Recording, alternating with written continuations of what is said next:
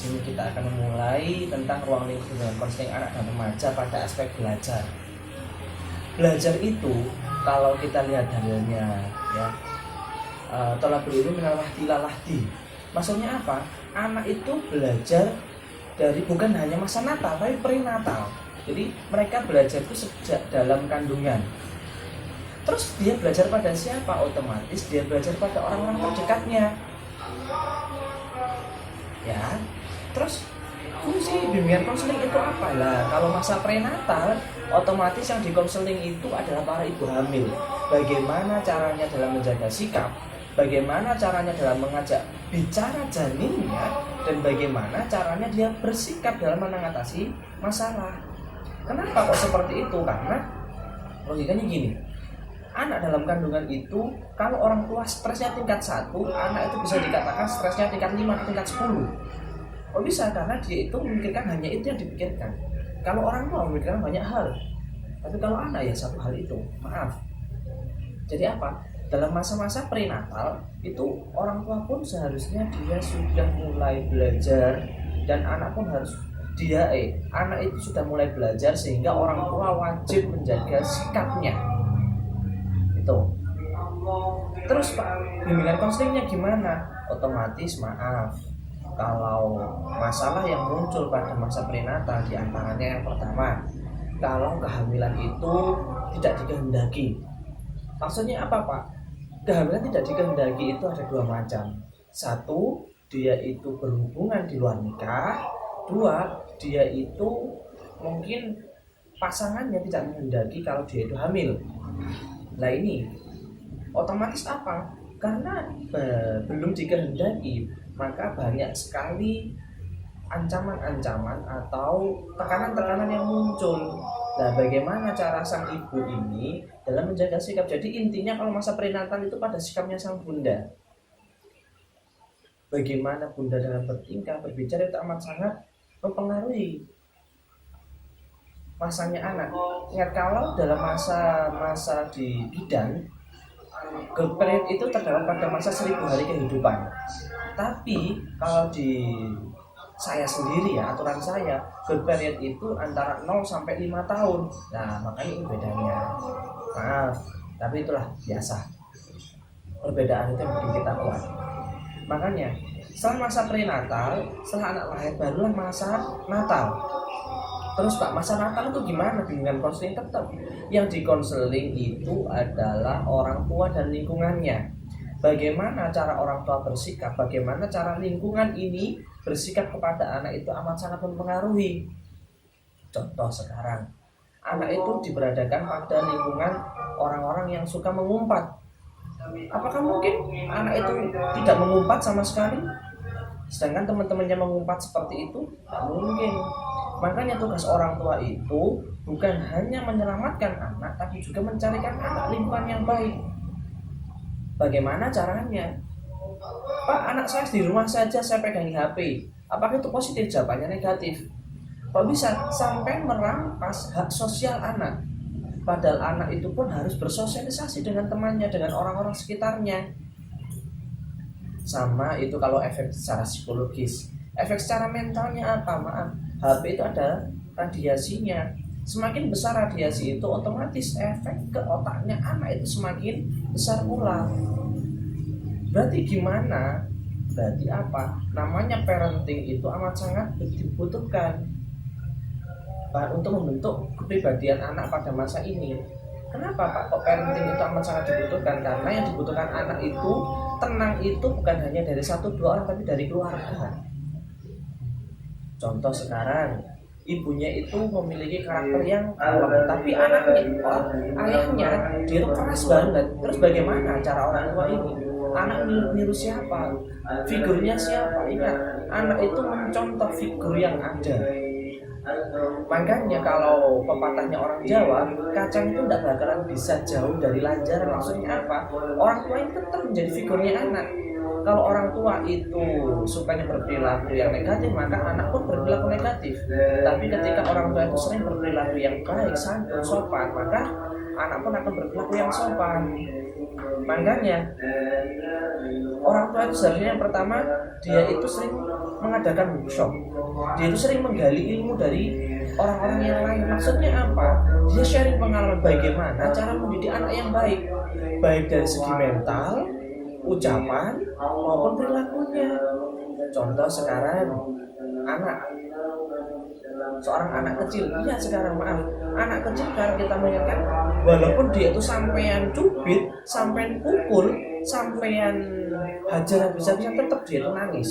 Akhirnya dia nurut, tapi apakah ke depan dia akan terus seperti itu? Tidak. Efeknya dia akan berontak nantinya. Bisa jadi musuh sama sampean. Makanya ini bahaya. Makanya sebagai orang tua kita tidak boleh otoriter. Kita tetap harus mencari ilmu, belajar. Kenapa? Ingat, telah berdiri minallah tidak hati. Pak, berarti orang tua itu pun masih tetap wajib mencari ilmu. Ya iyalah. Jangan kita yang mahasiswa, orang tua pun sebenarnya wajib mencari ilmu. Saya aja usia segede ini masih ngaji. Terus yang kedua, konseling berkaitan dengan kegagalan belajar. Dalam mendidik anak, kenapa orang tua terus sharing dengan orang-orang yang lain? Karena mendidik itu kan nggak harus berhasil. Terkadang kita tuh belajar dari kegagalan, dan kegagalan itu adalah guru yang paling baik untuk kita.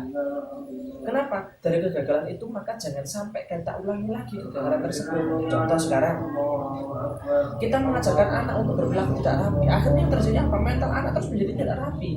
Gagal apa berhasil itu? Maaf, kalau dalam tataran nilai sikap yang gagal. Tapi mungkin kalau dalam tataran dia itu ya mungkin ada orang yang mengatakan saya berhasil, anak saya tumbuh sesuai dengan perkembangannya. Dia itu anak yang sehat, terserah. Tapi makanya harus ditinjau dari beberapa aspek. Kesehatan bagaimana, sikapnya bagaimana, mentalnya bagaimana, perilakunya juga bagaimana. Makanya untuk memperbaiki ini semua itu butuh kesinambungan antara orang tua, lingkungan, sama anak. Gak mungkin ketiga ini gak berkesinambungan.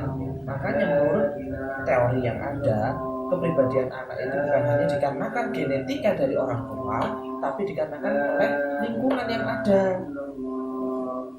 Makanya dalam setiap proses itu kita butuhkan evaluasi, dan evaluasi ini yang bisa mengevaluasi siapa? Apakah orang awam? Maaf ya, orang tua itu kalau nggak sharing bisa untuk mengevaluasi keadaannya? Nggak bisa, maaf. Terkadang orang tua itu mempertahankan ego, aku sepertinya berhasil. Tapi apa? Dalam sudut pandang mungkin religiusitasnya berbeda, dalam sudut pandang psikologinya berbeda, di sisi konseling berbeda, sisi tumbuh kembangnya berbeda. Makanya kenapa? Karena setiap manusia dalam sosial selalu membutuhkan orang lain. Makanya kita tidak boleh egois, kita harus tetap melakukan evaluasi agar sikap anak ini bisa menjadi anak yang lebih baik. Tapi contoh, maaf Pak, zaman sekarang ini zaman orang tua itu sama sibuk bekerja. Terus bagaimana caranya orang tua ini dalam merawat anak? Maaf, ingat, kalau kita ingat lagunya Bang Haji Roma Irama, darah dagingmu dari air susunya, jiwa ragamu dari kasih sayangnya. Berarti apa? Jiwanya anak kalau dititipkan berarti itu bukan anak sampean. Kenapa? Karena perilaku ini adalah anak dari pengasuhnya. Perilaku pengasuhnya berarti anak yang bukan anak sampean. Secara genetika itu adalah anak sampean, tapi secara mentalitasnya bukan anak sampean. Loh Pak, kok gitu? Ya iya, itu sudah hukumnya. Ingat, yang dibutuhkan anak itu adalah contoh, yang dibutuhkan anak adalah model, dan model yang paling bagus adalah orang tua. Ya, makanya jadi orang tua itu enggak mudah, sulit jadi orang tua itu. Tapi apa? Ketika kita sudah memutuskan untuk menjadi seorang orang tua, kita harus mau untuk belajar dan mau menerima kritik. Sekarang contohnya, anak kita berantem sama anak tetangga. Sampai apa? Orang tuanya pun itu berantem. Tapi 1 jam lagi mereka sudah main bareng, orang tuanya masih bermusuhan. Nah, seperti ini yang salah itu anaknya atau orang tuanya? Lagi-lagi semuanya masuk kepada orang tua. Ingat, evaluasi proses. Yang dievaluasi itu banyak hal, banyak aspek. Dari mulai perkembangan fisiknya sesuai perkembangan apa tidak, perkembangan mentalnya dia sesuai apa tidak, perkembangan perilakunya sesuai apa tidak. Ya, jadi ada banyak aspek. Makanya kita sebagai orang tua tidak boleh egois. Terus cara kita ruang lingkup bimbingan konseling pada masa remaja itu yang pertama, cukup remaja itu, maaf ya, kalau celikuh remaja itu adalah perhatian dari orang tua kepada teman sebaya. Kalau celikuh anak-anak itu perhatian berpusat pada orang tua. Nah, kalau remaja berarti kan pengalihan perhatian, tapi apa? Tetap nilai-nilai dari orang tua tadi, dari lingkungan tadi yang dibawa kepada teman-temannya. Jadi kita nggak boleh, oh anak ini remaja ini kok buruk, kenapa? Orang tuanya pasti belum tentu. Bisa jadi orang tuanya baik, anak ini terkontaminasi oleh lingkungannya. Contoh sekarang, lingkungan anak ini pertama waktu SD aja dia itu buruk banget. Tapi apa? Ketika SMP dia ini berada di lingkungan pesantren, sehingga anak ini berubah drastis menjadi anak yang santri, anak yang berakhlak mulia, akhlaknya bagus banget. Berarti apa? Akhlaknya dia berdasarkan lingkungan yang berada sekarang. Makanya sebagai orang tua jangan hanya mendahulukan emosi. Contoh sekarang, anak saya sekolahkan di sekolah A saja. Kenapa? Karena kualitasnya bagus, walaupun secara akhlaknya dia itu buruk. Makanya apa? Orang tua kalau seperti itu, anak pintar dalam pelajaran tapi akhlaknya buruk. Buat apa? Maaf. Pernahkah Anda menjumpai anak itu pintar tapi sering membentak orang tua? Banyak. Gak hanya banyak lagi, amat sangat banyak banget. Makanya lingkungan inilah yang harus kita carikan. Pak, apakah lingkungan agamis itu selalu menjamin? Jawabannya tidak. Lingkungan itu bukan hanya agamis yang kita cari, tapi bagaimana cara pengelolaan lingkungan tersebut. Makanya seorang konselor itu wajib memberikan motivasi yang terbaik untuk para remaja dalam berperilaku. Contoh sekarang, maaf, karena orang tua sibuk bekerja, akhirnya anak ini ditinggal sendirian di rumah. Lah, karena anak sendirian di rumah, akhirnya apa yang terjadi? Bisa jadi dia itu main kepada temannya. Iya kalau mainnya positif, kalau mainnya negatif, ya kan? Terus logikanya gini, buat apa harta banyak tapi kalau anak itu nakal, tidak bisa menjaga harta dan martabat keluarga. Makanya para remaja itu terkadang juga yang didahulukan adalah logika. Saya berpikir seperti ini lebih benar, saya berpikir seperti itu benar. Tapi apa? Benar itu menurut mereka dari satu sudut pandang. Contoh, anak geng motor, saya lupa bener, teman-teman saya itu punya sepeda motor dan diprotoli. Itu dari satu sudut pandang, dari sisi temannya. Tapi kalau dari sisi orang tua belum tentu. Dari sisi hukum bersepeda motor belum tentu itu bagus. Makanya haruslah kita itu membuka wawasan anak-anak. Kenapa? Karena remaja itu didahulukan adalah egonya, id-nya. Dalam teori psikoanalisa ada id, ego, dan super ego. Keinginannya yang diutamakan. Terus yang kedua, seorang konselor juga seharusnya memberikan arahan sebagai minat dan bakatnya para remaja. Anak ini harus seperti apa? Minatnya apa? Bakatnya apa? Bidangnya apa? Kita nggak boleh memaksakan bidangnya anak. Contoh, anak itu sukanya gambar, terus kita arahkan anak itu supaya pandai berhitung. Nggak bisa. Tapi apa? Seorang konselor bagaimana caranya membingkai gambar itu agar anak-anak itu juga pandai matematika. Gitu loh.